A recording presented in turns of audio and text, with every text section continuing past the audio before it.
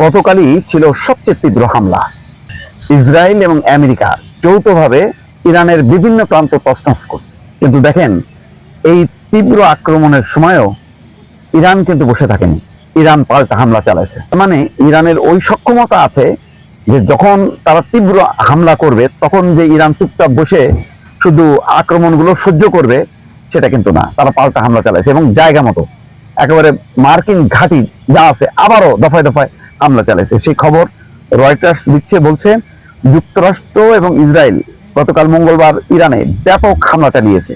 মার্কিন প্রতিরক্ষা সদর দপ্তর, পেন্টাগন এবং ইরানের স্থানীয় বাসিন্দারা গতকালের হামলাকে চলমান যুদ্ধে এখন পর্যন্ত হওয়া সবচেয়ে তীব্র হামলা বলে উল্লেখ করেছেন।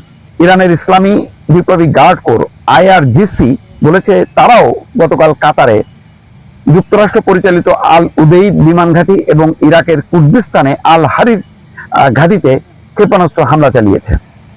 এরপর সংযুক্ত আরব আমিরাতের আল দাফরা বিমান ঘাঁটি এবং বাহরাইনের জুফায়ের নৌঘাঁটিতে মার্কিন সেনাদের উপর ড্রোন হামলা চালানো হয়েছে। ইরানের রাষ্ট্রীয় সংবাদ মাধ্যমের খবরে বলা হয়েছে যে বুধবার ভোরে বাহরাইনের মার্কিন স্থাপনায় আরো একটি হামলা চালানো হয়েছে। এছাড়া ভোরে ইরান থেকে ইসরায়েলের কেন্দ্রস্থল লক্ষ্য করে বেশ কিছু ক্ষেপণাস্ত্র ছোড়ার কথাও বলা হয়েছে। ইসরায়েলের আকাশ প্রতিরক্ষা ব্যবস্থা ব্যবহার করে রকেটগুলো প্রতিহত করার সময় বিস্ফোরণের শব্দ শোনা গেছে। এই সময় বিমান হামলাজনিত সতর্ক সংকেত বাজাতে থাকলে ইসরায়েলিরা নিরাপদ কক্ষ এবং আশ্রয় কেন্দ্রের দিকে ছুটে যান।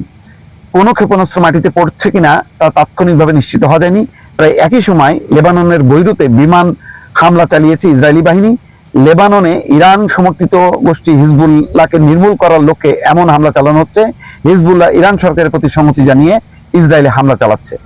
হোয়াইট হাউস বলেছে হরমুজ প্রণালী দিয়ে জ্বালানি সরবরাহ বন্ধ করার যে কোনো পদক্ষেপের জবাবে ইরানে শক্তিশালী হামলা চালানো হবে। হামকি ধুমকির মধ্য দিয়ে আছে, কিন্তু এখন পর্যন্ত বাস্তবতা হলো এই যে পাল্টাপাল্টি হামলা কিন্তু হচ্ছে। বসে নেই ইরান, বসে নেই ইরান। তার সামর্থ্যের মানে সবটুকু দিয়ে যতটুকু সম্ভব সেই হামলাগুলো তারা কিন্তু চালিয়ে যাচ্ছে। ফলে এটা কোন দিকে শেষ পর্যন্ত গড়াবে এখন পর্যন্ত নিশ্চিত না। কারণ যুদ্ধে আগে যেভাবে মনে হচ্ছিল যে একতরফা হবে, এখন কিন্তু সেই একতরফা অবস্থাটা কিন্তু নেই।